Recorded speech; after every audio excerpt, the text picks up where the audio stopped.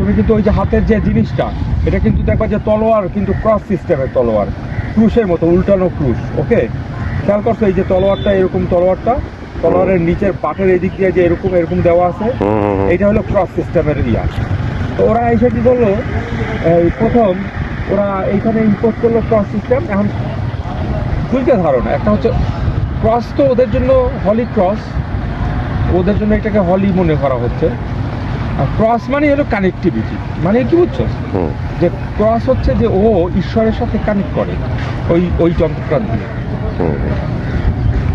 এটা আছে, গদা নিয়ে আছে, ভীম, নানান রকমের যন্ত্র আছে যেটা দিয়ে তুমি কানেক্ট করো। এখন যেমন তুমি মোবাইলটা দিয়ে কানেক্ট করতেছো, তোমার বাইকটা দিয়ে তুমি কানেক্ট করতেছো, এই হলি ক্রসটাও এরকম।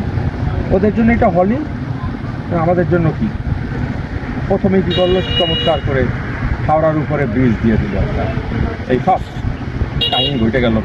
ক্রস করলো একটা হরিজন্টালের উপরে একটা ভার্টিক্যাল লাইন ক্রস করে দিল।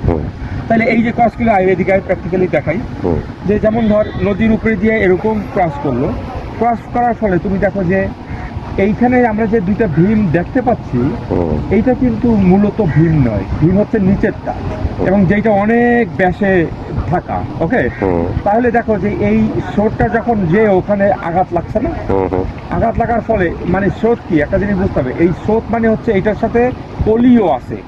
এখন কত পার্সেন্ট পলি আছে এটা বাইর করতে হবে, হিউজ পরিমাণে পলি কিন্তু আছে। যেহেতু পলি থাকার কারণ কি, আমাদের এখানকার অধিকাংশ পাহাড়ই হচ্ছে তোমার বালুর পাহাড়, মাটির পাহাড়, ওইগুলোর থেকে আসে পলি। ওই পলিটা দেখে কি করতেছে, ওই পানিটা যখন ধাক্কা খাচ্ছে বডির সাথে, ওর ঠিক বিপরীত পাশে একটা ভ্যাকুম তৈরি হচ্ছে।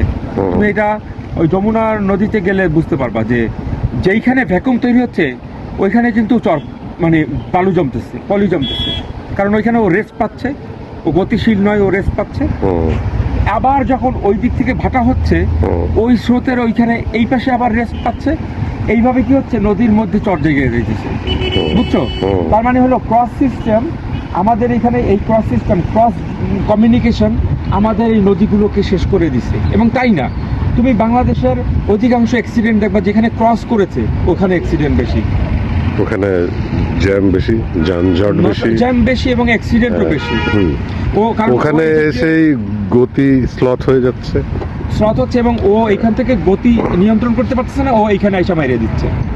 এরকম অনেক অ্যাক্সিডেন্ট, তুমি অধিকাংশ অ্যাক্সিডেন্টগুলো দেখো ক্রসে, মানে ও এই দিক দিয়ে যাচ্ছে, ও এই দিক দিয়ে আইসা মাইরে দিচ্ছে। কিন্তু ক্রস অ্যাভয়েড করার কোনো উপায় কি আছে? তুমি এই যে প্যাটার্ন, নদীর প্যাটার্ন দেখো, নদীর সাথে একটা নদীর সাথে যখন আরেকটা নদীর ক্রস হয় ওইখানে কি জ্যাম পড়ে? হ্যাঁ, ওইটা আরো উৎকৃষ্ট জায়গা, মোহনা বলে ওইখানে, মানে মোহনা মানে হলো ত্রিবেণী বলে, ত্রিবেণীর সঙ্গম।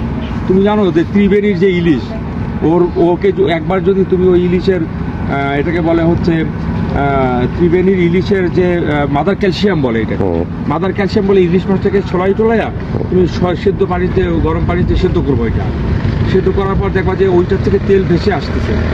ওই তেলটা কি করো, তুমি উপর থেকে নিয়ে তুমি যার বাতের ব্যথা আছে তুমি এক গ্লাস খাওয়াই দেবা, 1 বছর ওর বাতের ব্যথা নাই হয়ে যাবে।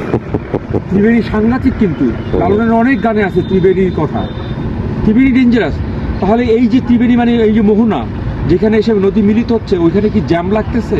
নো, জ্যাম লাগতেছে না, যে যার মতো করে চলে যাচ্ছে। কিন্তু সো আমাদের সব কিছু, আমাদের যেহেতু এখানে ল্যান্ডটা হচ্ছে তোমার মানে আমাদের এখানে জ্যামিতিটা যেহেতু রিভার বেস, অতএব আমরা যদি এই রিভারের প্যাটার্ন ফলো করি আমাদের অধিকাংশ প্রবলেম সলভ হয়ে যাবে, অধিকাংশ প্রবলেম সলভ হয়ে যাবে।